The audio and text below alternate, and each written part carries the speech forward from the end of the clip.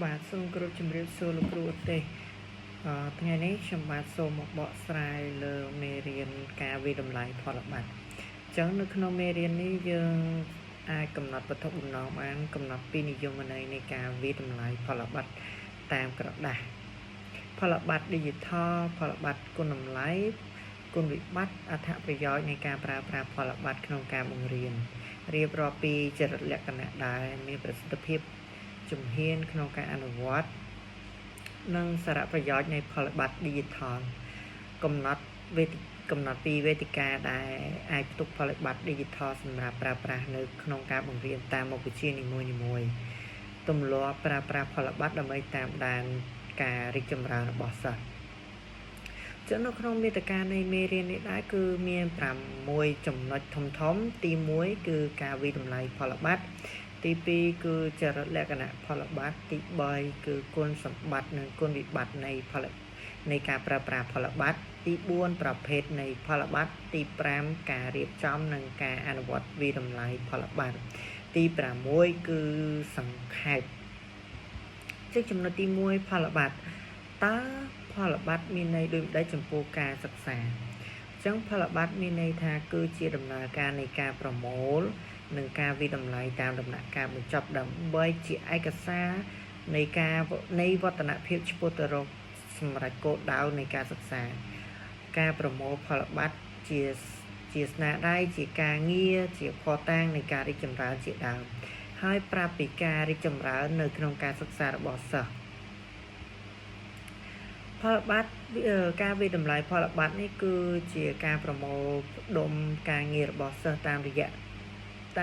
បស់សិស្សក្នុងរយៈពេលណាមួយម្យ៉ាងទៀតវាជាការប្រមូលផ្ដុំកិច្ចការរបស់សិស្សក្នុងគោលបំណងប្រើប្រាស់ពណ៌នាពីការប្រឹងប្រែងនិងភាពរីកចម្រើននៃការសិក្សារបស់សិស្សចរិតលក្ខណៈនៃផលបត្តិអញ្ចឹងយោងតាមលោកអារីសៀននៅឆ្នាំ2000និងឆ្នាំ2001បានលើកឡើងថាចរិតលក្ខណៈរបស់ការវិតម្លៃចរិតលក្ខណៈរបស់ផលបត្តិហ្នឹងមាន3យ៉ាងមួយគឺការប្រមូលកិច្ចការរបស់សិស្ស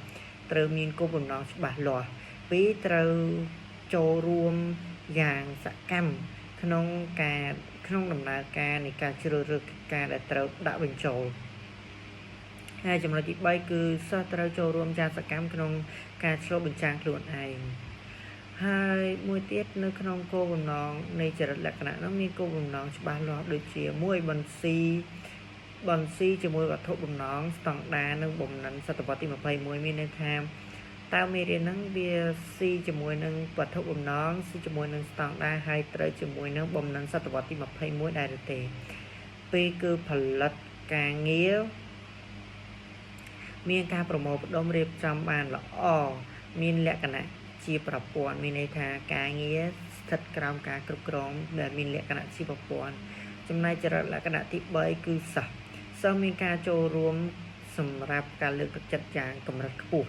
កិច្ចការឬស្នាដៃរបស់សិស្សម្នាក់ជ្រើសរើសខ្លឹមសារមេរៀនដោយខ្លួនឯងចរិតលក្ខណៈបន្តទៀតគឺមានការណែនាំដែលត្រូវប្រើក្នុងខ្លឹមសារមេរៀនស្វ័យឆ្លុះបញ្ចាំងមានន័យថាសិស្សត្រូវធ្វើការឆ្លុះបញ្ចាំងដោយខ្លួនឯងមានលក្ខណៈវិនិច្ឆ័យច្បាស់លាស់និងសមស្របសម្រាប់ការវិតម្លៃផលិតផលមានការប្រជុំរវាងគ្រូនិងសិស្សដើម្បីពិនិត្យការវិតម្លៃអញ្ចឹងគុណសម្បត្តិនិងគុណវិបត្តិនៃការប្រើប្រាស់ផលបត្តិនេះមានដូចជាគុណមុនដំបូងយើងនិយាយពីគុណសម្បត្តិចឹងគុណសម្បត្តិនៃការប្រើប្រាស់ផលបត្តិមានជំរុញស្វ័យសិក្សាជំរុញស្វ័យវិតម្លៃនិងការវិតម្លៃបែបសហការរបស់សិស្សមានន័យថាឲ្យសិស្សហ្នឹងគឺធ្វើការវិតម្លៃដោយខ្លួនឯងហើយឲ្យគាត់នឹងសហការគ្នាក្នុងការវិតម្លៃហ្នឹងទី2គឺបង្កើនការលើកទឹកចិត្តសិស្សមានន័យថាយើងត្រូវលើកទឹកចិត្តសិស្សឲ្យប្រើប្រាស់ផលបត្តិឬក៏បង្កើតស្នាដៃដើម្បីទាញយកផលបត្តិទុកផ្ដោតលើចំណុចខ្លាំងនិងអ្វីដែលពួកគេធ្វើបានមានន័យថាយើងផ្ដោតតែចំណុចខ្លាំងហើយចំណុចខ្សោយយើងអត់អាចយកមកបានទេ មិនមែនមិនអាចតែគ្រាន់ថាវាពិបាកក្នុងការវាតម្លៃអញ្ចឹងក្នុងការវាតម្លៃលក្ខណៈជាបុគ្គលអញ្ចឹងគុណសម្បត្តិនៃការធ្វើផលបត្តិហ្នឹងយើងអាចវាតម្លៃសិស្សម្នាក់បានផ្ដល់ឧទាហរណ៍ជាក់ស្ដែងសម្រាប់កិច្ចប្រជុំនៅពេលជួបឪពុកម្ដាយអញ្ចឹងយើងធ្វើផលបត្តិហើយមានន័យថាយើងឧទាហរណ៍យើងយកបន្ទុកនៅក្នុងខែណាពេលណាមួយអញ្ចឹងយើងយកហើយយើងត្រូវឲ្យឪពុកម្ដាយគាត់ដឹងផ្សព្វផ្សាយឪពុកម្ដាយដឹងយ៉ាងអត់ណាមួយឆោមមានម្ដងឬក៏មួយត្រីមានម្ដងមួយទៀតមានភាពបត់បែននិងប្រែប្រួលតាមមុខវិជ្ជាតាមអាយុតាមប្រភេទនិងតាមសមត្ថភាពនៃការរៀនរបស់គាត់អញ្ចឹងយើងអត់អាចទេសិស្សក្មេងតូចយើងអាចដាក់ផលបត្តិដែរទៅសិក្សាពីគម្រោងដាំដុះឬក៏គម្រោងចិញ្ចឹមសត្វអីបានទេចំណែកឯគុណវិបត្តិវិញគុណវិបត្តិគឺត្រូវការបណ្ដុះបណ្ដាលគ្រូអញ្ចឹងសម្រាប់ផលបត្តិនេះគឺជារឿងថ្មីមិនទាន់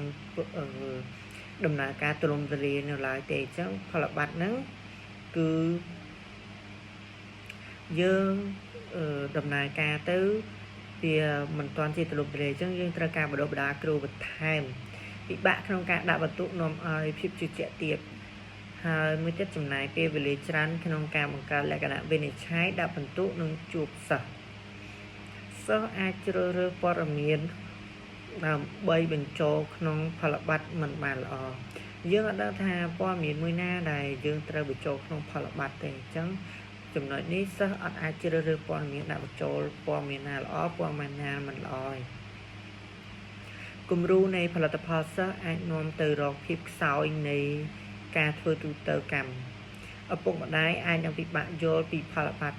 សូម្បីតែគ្រូយើងក៏មិនទាន់ជាច្បាស់អីទៅលើផលបត្តិនឹងដែរអញ្ចឹងតម្រាំតែឪពុកម្ដាយអញ្ចឹងមានន័យថាឪពុកម្ដាយគឺគាត់ពិបាកមានឪពុកម្ដាយខ្លះគាត់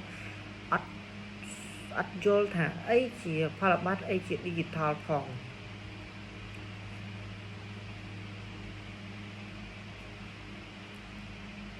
ចឹងប្រភេទនៃផលបត្តិមានចំនួន5ធំយោងទៅតាមលោកSpandel and Calhem ឆ្នាំ1995លោកបានប្រើផលបត្តិចំនួន4រួមបញ្ចូលគ្នាជាមួយនឹងផលបត្តិ digital មួយទៀតចឹងសរុបទាំងអស់5ផលបត្តិធំមានដូចខាងក្រៅមានផលបត្តិស្នាដៃ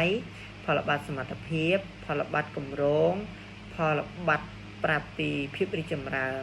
និងផលបត្តិ digital ចឹងសរុបទាំងអស់មាន5ផលបត្តិស្នាដៃនោះគឺគេបង្ហាញពីកិច្ចការដ៏ល្អបំផុតរបស់សិស្សការប្រើការចងចាំប្រើដើម្បីទំនាក់ទំនងជាមួយគ្រួសារអីជាដើមចំណែកឯផលបត្តិសមត្ថភាពគឺបង្ហាញពីកម្រិតនៃការសម្រេចសមិទ្ធផលដោយគោរពតាមគោលដៅសិក្សាឬលទ្ធផលសិក្សារំពឹងទុកមួយឬច្រើនប្រភេទផលបត្តិនេះអាចប្រើជាមួយសិស្សនៅគ្រប់កម្រិតថ្នាក់ទាំងអស់មានន័យថាសិស្សថ្នាក់ណាក៏មានសមត្ថភាពដែលយើងអាចត្រូវវាតម្លៃបានដែរផលបត្តិគម្រោងគឺប្រើដើម្បីចងក្រងឯកសារបញ្ចប់ជំហាននីមួយៗនៅគម្រោងដែលធ្វើ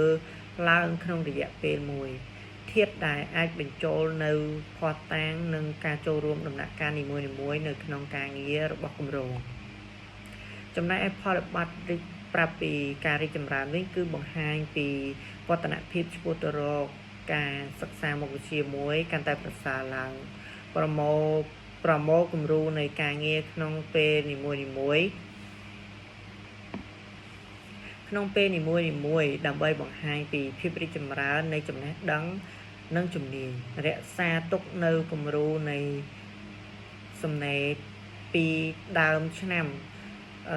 ស្វ័យឆ្លុះបញ្ចាំងដោយសរសេរតាមពេលវេលានិងពិពណ៌នាពីការផ្លាស់ប្ដូរនិងបង្ហាញសមិទ្ធផលចំណែកផលបត្តិ digital គឺជាផលបត្តិដែលអាចផ្លាស់ប្ដូរការប្រមូលភស្តុតាងតាមរយៈអេឡិចត្រូនិកដែលជាធម្មតាត្រូវរក្សាទុកនិងគ្រប់គ្រងដោយអ៊ីនធឺណិតសារៈសំខាន់នៃការប្រើប្រាស់ផលបត្តិ digital នោះគឺផ្ដល់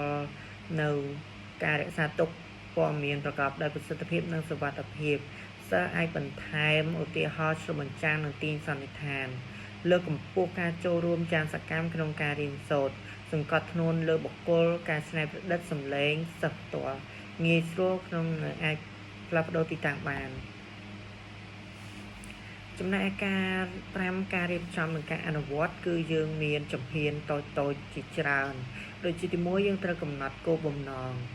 បន្ទាប់ពីកំណត់គោលបំណងហើយទី2យើងកំណត់រចនាសម្ព័ន្ធរូបរាងឬក៏ digital ទី3កំណត់ខ្លឹមសារទី4កំណត់ការណែនាំស្វ័យវាតម្លៃនិងលក្ខណៈវិនិច្ឆ័យតាមការដាក់បន្ទុករបស់សិស្សពិនិត្យឡើងវិញជាមួយសិស្សទី6ការដាក់ខ្លឹមសារទី7ស្វ័យវាតម្លៃរបស់សិស្សលើខ្លឹមសារមេរៀនទី8ការវាតម្លៃរបស់គ្រូនិងព័ត៌មានត្រឡប់ទី9កិច្ចប្រជុំរវាងគ្រូនិងសិស្សចំណែកឯចំណុចបន្ទាប់គឺសង្ខេបចំណុចសង្ខេបនេះគឺគេនិយាយអំពីសារៈសំខាន់នៃផលប័ត្រគឺប្រមូលនិងវាយតម្លៃលើស្នាដៃរបស់សិស្សស្នាដៃការងាររបស់សិស្សដែលបង្ហាញពីវឌ្ឍនភាពឆ្ពោះ